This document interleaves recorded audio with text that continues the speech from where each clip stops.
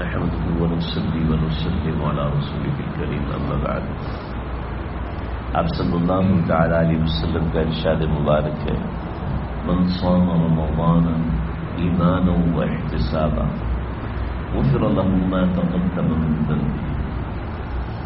جس شخص نے رمضان ایسے گزارا کہ رمضان میں اپنے ایمان کو سلامت رکھا اور اپنے اعمال کا احتساب کرتا رہا، تو اللہ تعالیٰ اس کے پچھلے جتنے بھی گناہ ہیں ان سب گناہوں کو معاف فرما دیتے ہیں. ہم روزہ رکھتے ہیں، اس کے ساتھ ایمان، اس کا کیا مطلب ہے؟ کیونکہ مسلمان ہے تو روزہ رکھے گا، مسلمان ہے تو تراویح پڑھے گا، مسلمان ہے تو نماز پڑھے گا. ایمان کا معنی یہاں پر یہ ہے کہ اپنے اعمال کے اندر پابندی رکھے، مواظبت رکھے.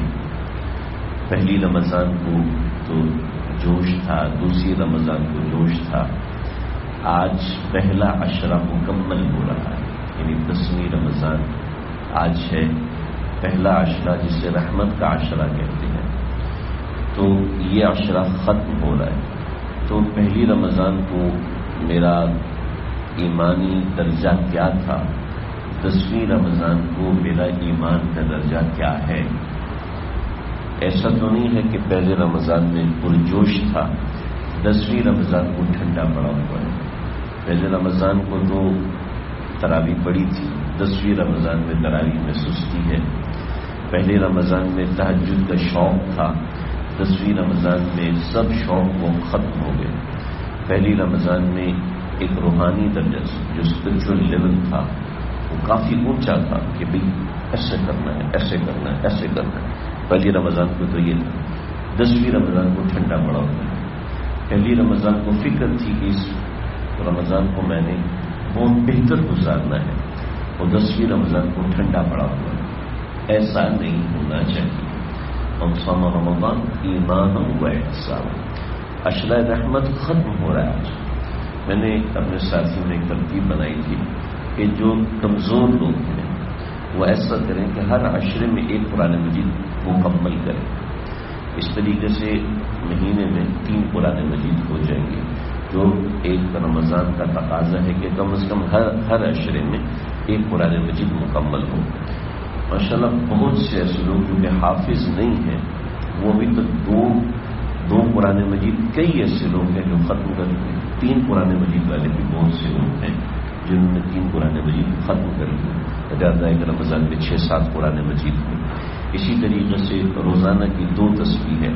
اس دوسرے عشرے کے اندر مجھے ان تسبیحات کو بڑھانا ہے. روزانہ 5 تسبیح کرتے ہیں، 10 تسبیح کرتے ہیں. اس کے اندر درود شریف کی تسبیح ایڈ کرنی ہے، استغفار کی تسبیح مزید ایڈ کرنی ہے. یعنی اس طریقے سے اپنے روزے کے اندر ایمان کو یوں بڑھائے، اپنے ایمانی درجے کو بڑھائے. ایمانی درجے کو نہیں بڑھایا اور رمضان کا مہینہ گزر رہا ہے تو کیا فرق ہے عام دنوں میں رمضان کے دنوں میں؟ نمبر 1 ایمان. نمبر 2 روزے کی بہتری کے لیے دوسری چیز ہے احتساب. اپنے اعمال کا احتساب کرے. احتساب آپ سب جانتے ہیں، اردو کا لفظ ہے.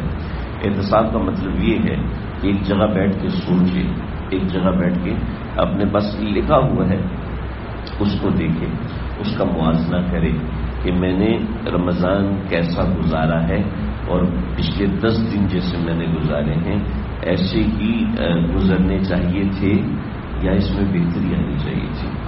100% کوئی بھی نہیں ہو سکتا، نہ میں ہو سکتا ہوں نہ آپ ہو سکتے ہیں. 100% کوئی بھی نہیں ہو سکتا. 100% تو پیغمبر ہو سکتے ہیں اور صحابہ کرام اس کے قریب پہنچ سکتے ہیں. ہم لوگ تو اگر 70-80% بھی ہو جائیں بہت انشاءاللہ کمال کی بات ہے. تو یہ ہے کہ اپنے نیت کرے، میں نے روزہ رکھنے میں کیا نیت تھی میری، اس نیت کا موازنہ کرے. میری تراویح پڑھنے میں کیا نیت تھی، اس نیت کا موازنہ کرے. میری تلاوت میں کیا نیت تھی، اس کا موازنہ کرے. اسی طریقے سے میری نمازیں اس سے بہتر ہو سکتی تھیں یا نہیں ہو سکتی تھیں، میری تلاوت اس سے بہتر ہو سکتی تھی نہیں ہو سکتی. میں نے کہاں ڈنڈی ماری ہے، کہاں مجھ سے سستی ہوئی ہے، کہ نفس ہے انسان کا، درمیان میں ایک دن دعائیں نہیں ہو سکی، اس کو دیکھے کہ میں کس دن دعائیں نہیں کر سکا، کس دن میں درود شریف کی تسبیح نہیں پڑھ سکا، کس دن میں معمولات نہیں کر سکا، کس دن میری وغیرہ وغیرہ بیماری آ گئی تھی، تو اب بیماری آ گئی تھی، اب یہ اگلے 10 دن میں مجھے اس کا ازالہ کرنا ہے۔ ان 10 دنوں میں بچوں کی مصروفیت، پڑھائی کی مصروفیت تھی، دفتر کی مصروفیت، ان 10 دنوں میں مجھے اس سے آگے بڑھنا، اس کو کہتے ہیں احتساب۔ تو آپ صلی اللہ علیہ وسلم نے اس کا خوش قدری دی ہے۔ دوسری چیز کا شرع رحمت آج مکمل ہو رہا ہے، اور اس کے ساتھ جمعے کا دن ہے، یہ مبارک دن ہے، مبارک مہینہ ہے، یہ 2 سعادتیں اکٹھی ہو رہی ہیں۔ تو کوشش کریں کہ اس دن میں کچھ کما لیا جائے، کچھ الگ اعمال کیے جائے، جسے آپ صلی اللہ علیہ وسلم مسجد میں جلد آنے کا حکم فرماتے، تعلیم فرماتے، حکم۔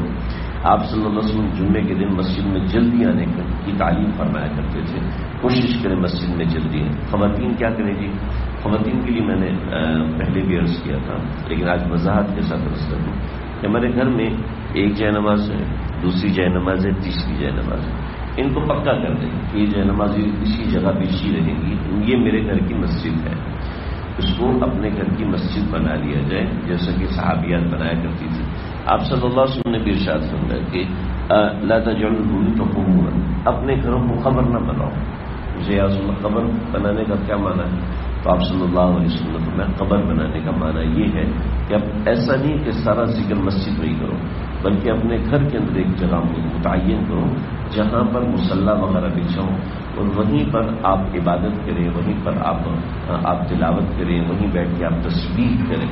تو کوشش یہ ہو کہ گھر کے اندر ایک جائے نماز، 2-4 جائے نمازیں رکھ کے، ایک گھر بڑا ہے تو ایک چھوٹا سا پورشن کر دیا جائے، صوفے رکھ کے یا الماری رکھ کے، کبھی یہاں ہم نے نماز پڑھا کرنی ہے، اس کے آگے رحل وغیرہ رکھ کے قرآن مجید وغیرہ رکھ دیا جائے، تسبیحات وہاں لٹکا دی جائیں کہ یہاں پر بیٹھ کے ہم نے ذکر کرنا ہے، یہاں پر ہم نے بیٹھ کے تلاوت کرنی ہے۔ جو خواتین ہیں وہ اس فضیلت کو ایسے حاصل کر سکتی ہیں کہ خواتین اس فضیلت کو کہ وہاں اپنی اس مسجد میں داخل ہوں گے، وہیں سورہ کہف کی تلاوت کریں، وہیں صلاۃ التسبیح پڑھیں، وہیں بیٹھ کے جمعے کا دن ہے، آپ صلی اللہ علیہ وسلم نے فرمایا جمعے کے دن مجھ پر زیادہ درود و سلام پڑھا کرو، کہ جمعے کے دن درود و سلام مجھ پر پیش کیا جاتا ہے، تو جمعے کے دن اس فضیلت کو زیادہ حاصل کرنے کی کوشش کریں۔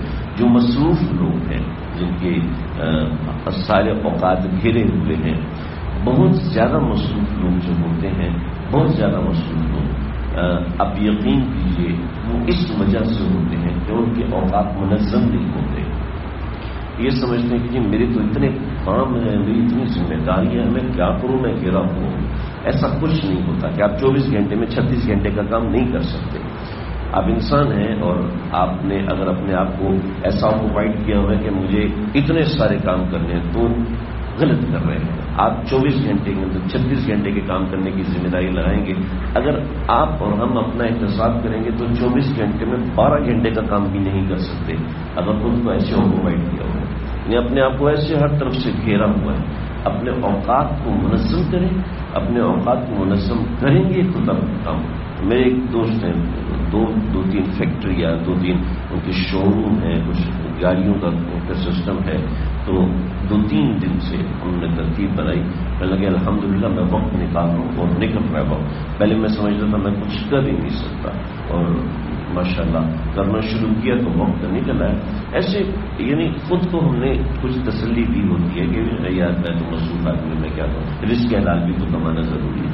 بھئی اللہ رب العزت نے جو مہینہ بنایا عبادت کے لیے، کچھ دن رکھے ہیں عبادت کے لیے، اس میں بھی ہم نے خود کو کاموں میں لگایا ہوا ہے، پھنسایا ہوا ہے، تو اس کا معنی یہ کہ ہمارے اندر کمی ہے۔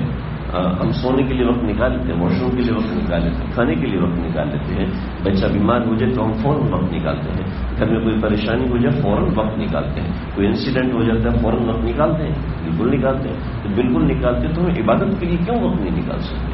اس لیے کہ ہم نے اس کو وہ اہمیت نہیں دی۔ جب ہم نے اس کو اہمیت نہیں دی تو وہ چیز بھی ہمیں ویلیو نہیں دیتی اتنی زیادہ۔ جب ہم اس کو اہمیت دیں گے تو وہ بھی ہمیں اہمیت دیں گے۔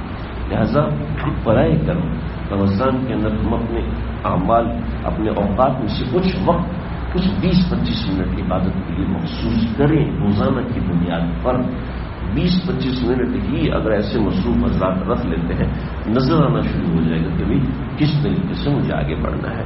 تو یہ رمضان کی عبادات کے اندر انسان کو خود کو لگانا ہوتا ہے، اور انسان جب اس طریقے سے ایمان اور احتساب کے ساتھ اعمال کو پابندی کے ساتھ کرتا ہے تو انسان کے اعمال میں بہتری آنا شروع ہو جاتی ہے.